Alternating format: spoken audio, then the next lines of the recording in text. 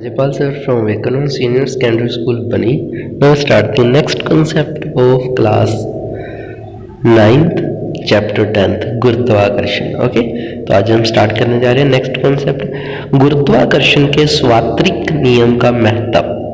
गुरुत्वाकर्षण का स्वात्रिक नियम अनेक ऐसी परिघटनाओं की सफलतापूर्वक व्याख्या करता है जो असंबद्ध मानी जाती थी.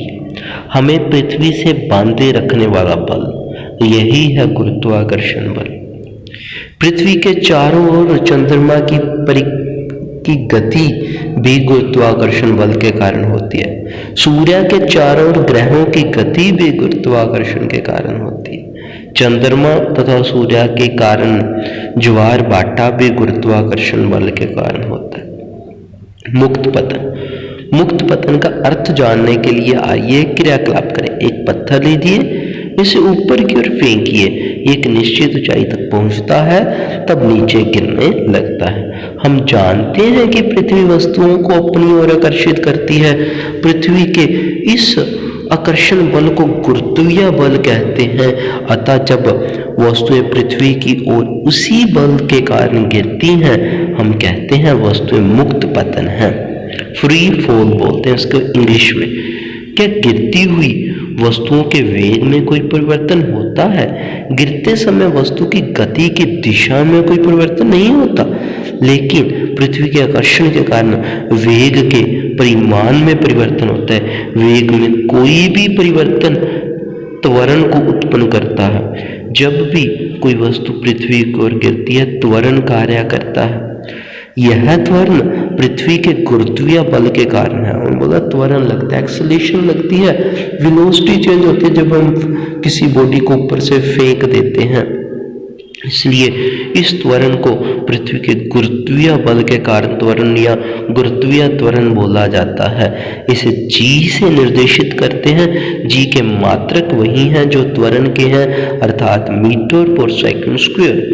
गति के दूसरे नियम से हमें ज्ञात है कि बल द्रव्यमान तथा त्वरण का गुणनफल है. F = ma. मान लीजिए क्रियाकलाप 10.2 में पत्थर का द्रव्यमान m है. हम पहले से ही जानते हैं मुक्त रूप से गिरती वस्तुओं में गुरुत्वीय बल के कारण त्वरण लगता है और इसे जी से निर्देशित करते हैं. इसलिए गुरुत्वीय बल का परिमाण F द्रव्यमान तथा गुरुत्वीय त्वरण के गुणनफल के बराबर होगा, अर्थात F = mg. ओके, तो F = mg. अब आपको अभी मैंने बताया त्वरण जो होगा वो g के इक्वल हो जाएगा, तो F = mg हो गया. बट हमें तो एक और फार्मूला भी पता है गुरुत्वीय फोर्स का. F = m/d². तो इन दोनों को क्या करो, कंपेयर करो. समीकरण 10.4 और 10.6 से हमें प्राप्त होता है mg = g.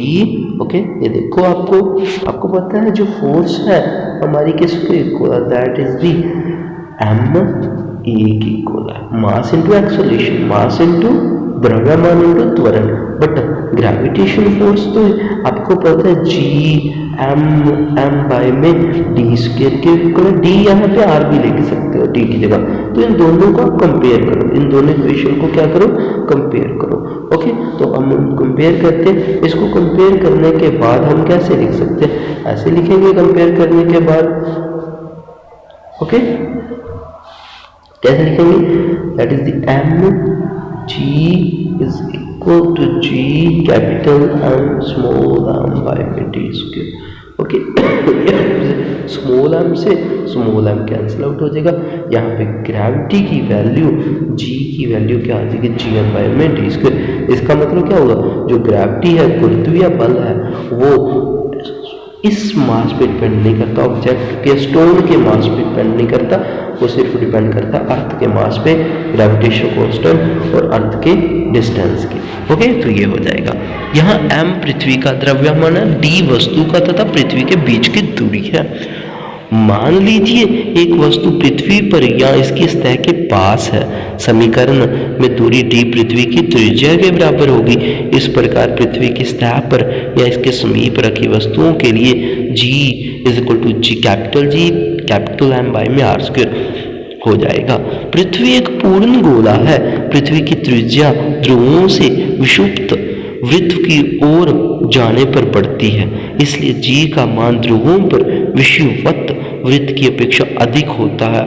अब देखो यहाँ पे ये आर है, ये वाला आर, ये आर अगर कम होगा तो ये जी बढ़ेगी। ओके ये आर कब कम होगा? जब हम पृथ्वी के अंदर जाएंगे। ओके अंदर जाएंगे तो ये आर कम होगा और ग्रेविटी बढ़ती जाएगी। जब हम ऊपर की तरफ जाते जाएंगे ये आर बढ़ता जाएगा और ग्रेविटी कम होती जाएगी। तो इस तरीके से इस आर पे वो जी की वैल्यू डिपेंड करती है। ओके तो पृथ्वी एक पूर्ण गोला है, गोला नहीं है। पृथ्वी की त्रिज्या ध्रुवों से विषुवत वृत्त की ओर जाने पर बढ़ती है, इसलिए जी का मान ध्रुवों पर विषुवत वृत्त की अपेक्षा अधिक होता है।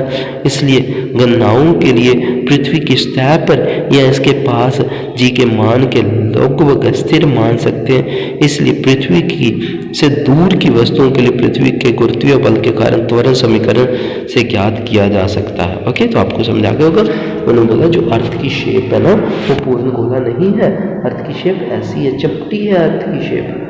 ओके इस तरीके से अर्थ की शेप है। तो अभी यहाँ पे ये ध्रुव होते हैं आपको पता है। ओके और ये आपको पता है जो इक्वेटोरियल लाइन है विषुवत। ओके अब ये देखो ये जो यहाँ पे जो रेडियस है वो कम है, यहाँ पे आर कम है, बट यहाँ पे जो आर है ये वाली आर है ज़्यादा है, ये वाली आर ये ज़्यादा है। अभी मैंने बताया था अगर आर कम होता है तो जो जी है वो बढ़ जाती है, जी बढ़ जाती है।